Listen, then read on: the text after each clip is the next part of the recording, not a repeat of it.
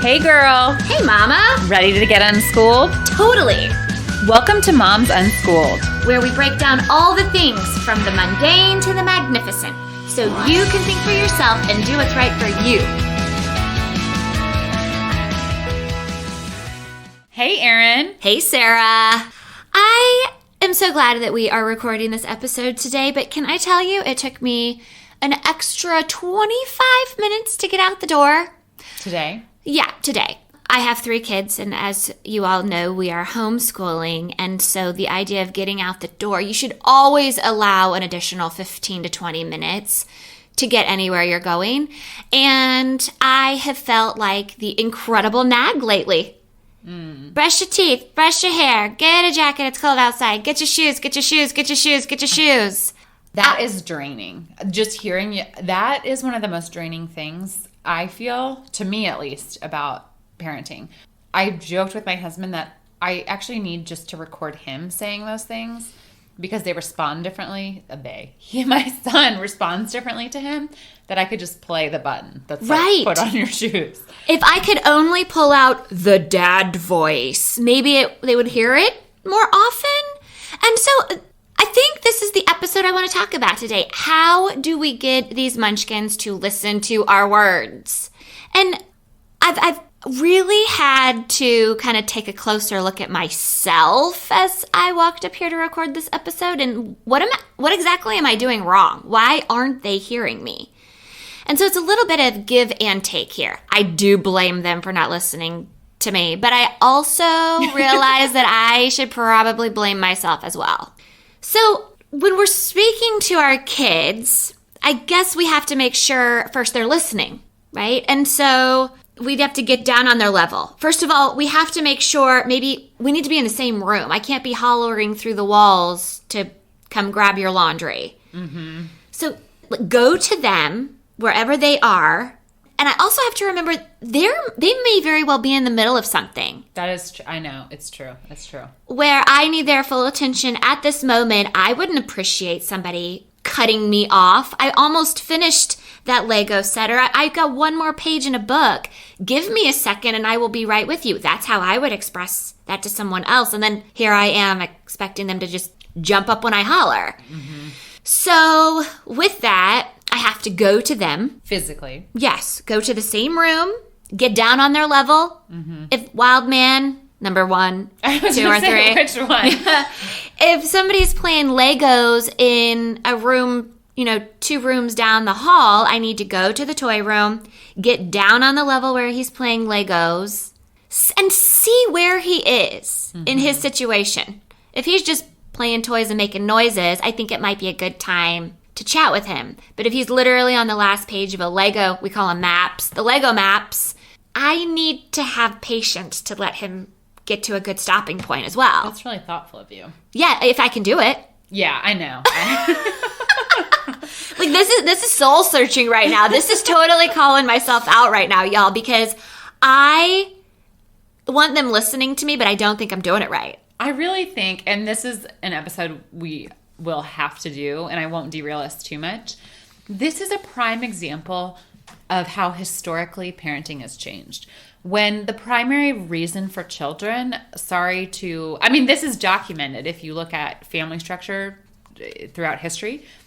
There was a time when the primary reason for children was to work your farm.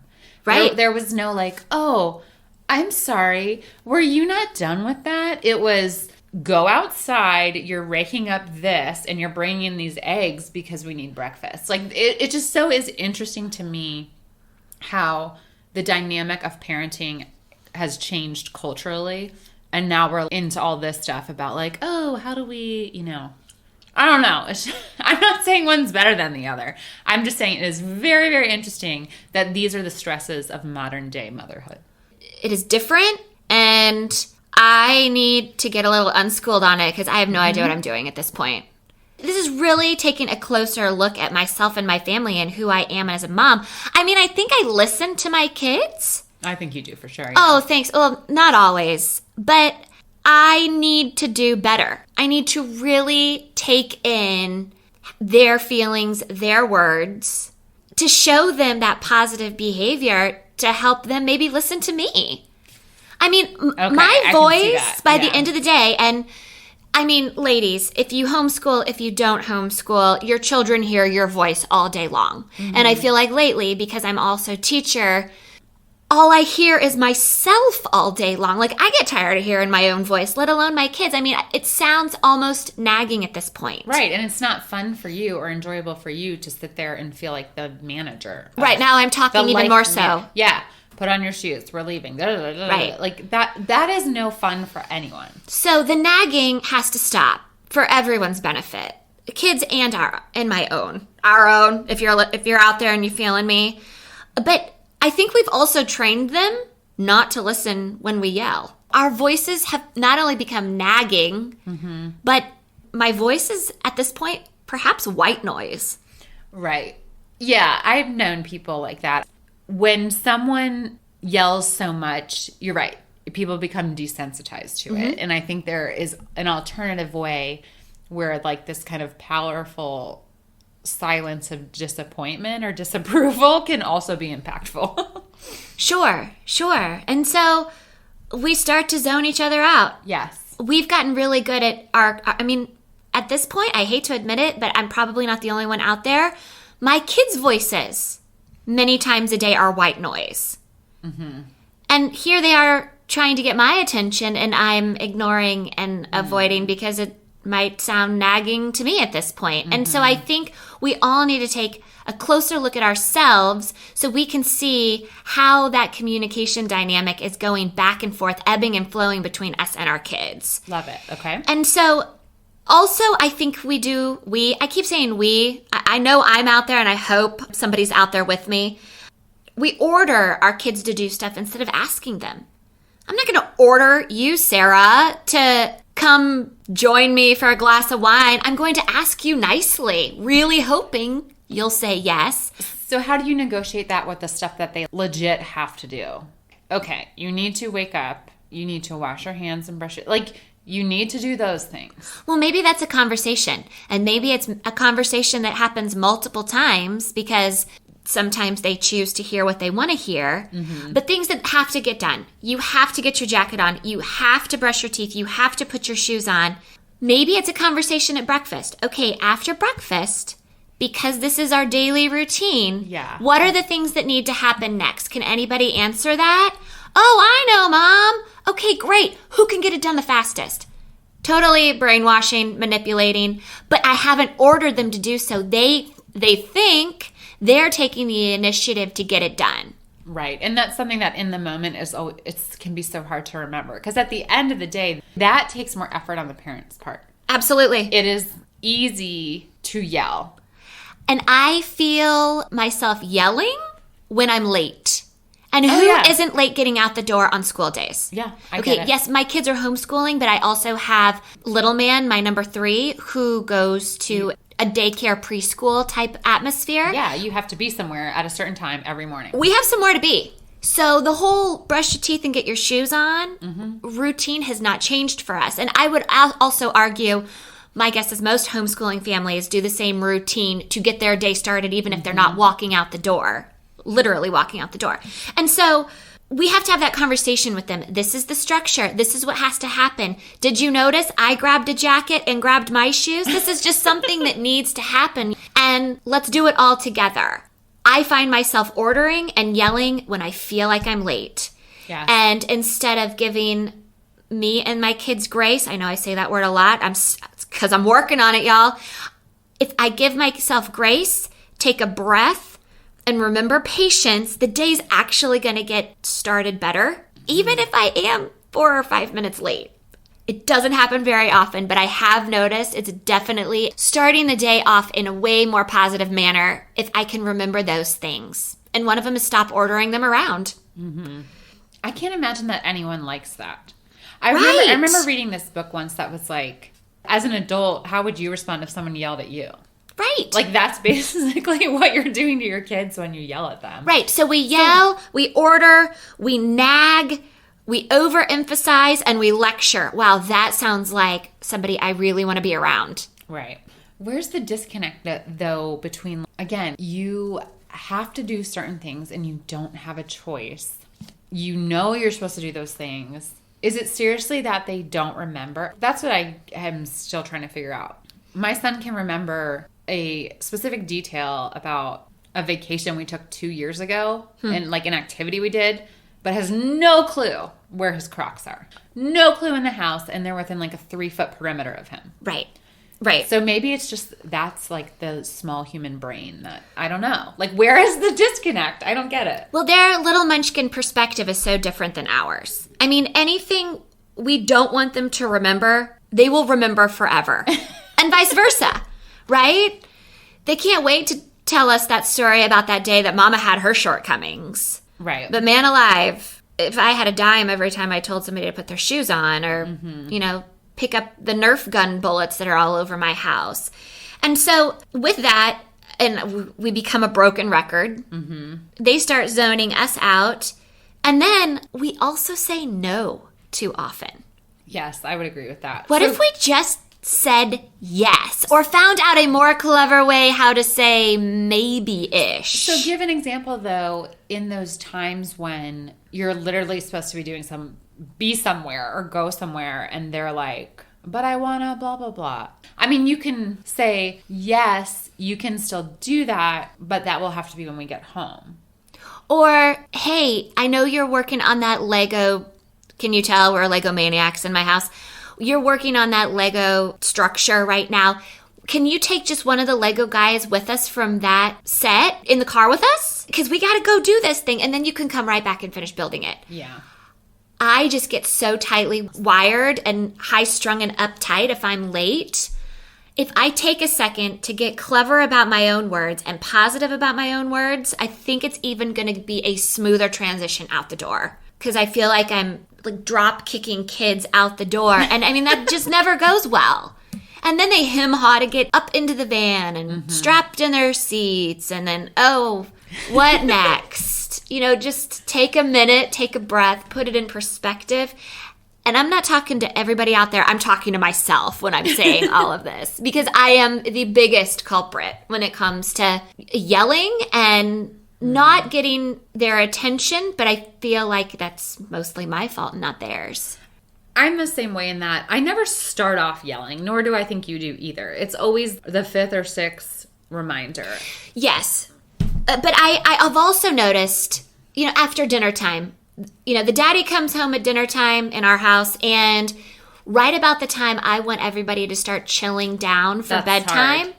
We have WWF wrestling in the living room floor. So now am I talking to 3 kids or 4, counting the daddy at this point? And I'm not telling secrets, y'all. He knows. I call him the 4th child so often. Love you, sweetheart. But I want everybody to start relaxing. And so I give them their second while I'm cleaning up dinner. They're wrestling and running around like wild banshees. And then I say, okay, let's get our jammies on. Okay, let's get our jammies on. And I feel my blood pressure rising. And by the 4th time, I'm yelling, get your jammies on. Well, then everybody hears me because now mean mommy's out. And I have even said this, y'all, and I'm not proud of it. As they're going to get their jammies on, I'm saying, nobody hears me until I'm yelling. Yeah. Well, is that their fault or mine? And so I look at these lists of how to have your children listen to you, and I'm saying it nicely, but I'm not on their level. I'm doing it when they're all spun up and hyped up. That's not the right time to do it. That's true. Maybe I need to get, you know, the husband's focus looking at him like, and start bringing it down. Or you go over and pick them up and body slam them as part of your WWF stuff. If mama gets a body slamming, you got to go get your jammies. I know. Yeah, maybe it's so hard. That's what I'm saying. Like, how did we get from the freaking pioneer mom that was like, go bring in the damn butter churn. Right. To so we can survive. To have it. That makes sense. Yes, it's a drastic change. And it's a change in your own personal style. I'm not very funny. I'm more sarcastic. I have a sense of humor, but I'm not this fun-loving, like, hey, everyone, who's going to beat Roger so-and-so to get your jammies on? Like that, if someone said that to me, I'd be like, get out of here. Yeah, that's also a sentence we don't say to our friends. Or what? Yeah. Or yes, if anyone's approaching you with that, you just walk the other way. But yeah, no wonder they walk the other way. It does. It takes you going out of your comfort level. Because like I said, my husband is way more, I don't know, him and my son can be silly together. Right. I just don't get, I don't know, first grade boy humor. So very well. It all ends up in poop talk. Or in some fashion. And that's what I'm talking about here. You know, after dinner, everybody's done their belching competitions, and now it turns to poop talk, because poop talk is never old, and it's always funny when you're a boy. Yeah. And a grown man, for that matter. And so now Mama's ready to get everybody in their jammies, and we're all spun up about the poop talk. We're all laughing and carrying on. And then mean Mommy comes in and ruins it for us all. Mm-hmm. I need to give it a second if I can remember to do this. That's what's the challenge, right? Right. So you have to stop, be conscious of, okay, this is what they're doing right now. How do I get on their level? So in that situation, you'd have to be like, heard everyone has poop in their pajamas. You got to run into the toilet to find it. Like, I get it, and I'm on board with it. I still can't comprehend that these are the kinds of things we have to do as parents versus back on the range when... Right. But Dad also didn't come in and play with kids in the pioneer times either. Mom didn't play with kids. Dad right. didn't. You had a lot of siblings to play with you, and, you know, at night you read a story together, and it was just a different kind of routine. Yeah. And now, you know, we can talk about how our kids don't listen to us and we don't listen to them, but there's this incredible amount of pressure everywhere we go these days. I'd say more so than even in the 50s or 80s, to not only be a good parent, mm-hmm. but be a crafty parent, mm-hmm. have a clean house kind of parent, have your kids looking super cute, and, you know, make sure you're doing educational activities with them every day kind of parent. Right. If you're not on Pinterest finding out how to turn Play-Doh into a geography lesson. But that's what I'm saying. It's saying. keeping up with the Joneses, and that's one thing that we need to stop doing to ourselves. But at the same time, our kids are living in this world, and we have to learn how to react accordingly. Yeah. I don't think there was much pressure in the 80s. You said the 50s and 80s. No, that's what I'm saying. We have more pressure today's day and age in parenting than they did. Oh, for sure. Right. Yeah. Got it. Okay. So now we have to be fun while we make completely healthy lunches in our reusable lunch packs. And, well, you can't just put a PB&J in there anymore. It has to be cookie cutter cut out into a cute shape. And all this pressure. Now, I'm telling you all, I don't feel pressure to do that. Some of you might, but I'm saying there's all these different mm-hmm. pressures, and how we act accordingly to it is going to trickle down to our kids. And so we may not care about something, but because so-and-so took their lunch in this new fandangled lunchbox, our kids now care about it. Mm-hmm. In some ways, I'm going to say it, and maybe I need to get unschooled about it, or maybe it's the other way around, but this sounds like a big, like, first world problem in a way. And I don't mean to knock all these psychologists and writers who have thoughtfully laid out different strategies to get your kids to listen and things like that. But I look at other style parenting communities where, I don't know, it's just, I don't envision them doing this stuff or worried about this stuff, where all the kids are just seem, right? Happy and are outside together, and when it's dinner they run in and wash their hands and eat, and there's none of... I want to understand more about the disconnect between the middle class Western motherhood experience and mothering in different cultural groups, and how that is so different. That's a different episode. I'm totally fascinated. But like I said, they're not sitting here reading to these lists. They're not going on freaking Pinterest being like, how do I talk my kid into XYZ? I could be wrong, but I don't envision that they are having to almost having to think about the things that we are thinking about. And so that's why I think, where did we take this left turn to, like you said, having to go be the mom to body slam the kids and just so they listen? Yes, that's all I'm saying. Yeah. I find that fascinating. I'm totally interested. Let's research it. That'll be an episode. Yes, because that has always bothered me. And because this is real. This is absolutely a first world problem, but it's also a real problem that all of us American mothers face. And it's a modern problem because sometimes I wonder, I don't know, moms in the time of Downton Abbey, there was a nanny in the castle or whatever they lived in the manor house, and like you never saw them. I don't know. It's just... And you had a cook and housemaids, and we are doing it all. Yeah. We have to be it all for everybody with a happy face on all the time. And is it fair? No. But if we can keep it in perspective, I need to do me, you need to do you. I am enough for my family. I am enough for the world. And actually know when to say yes versus no to things that pop up into our schedule.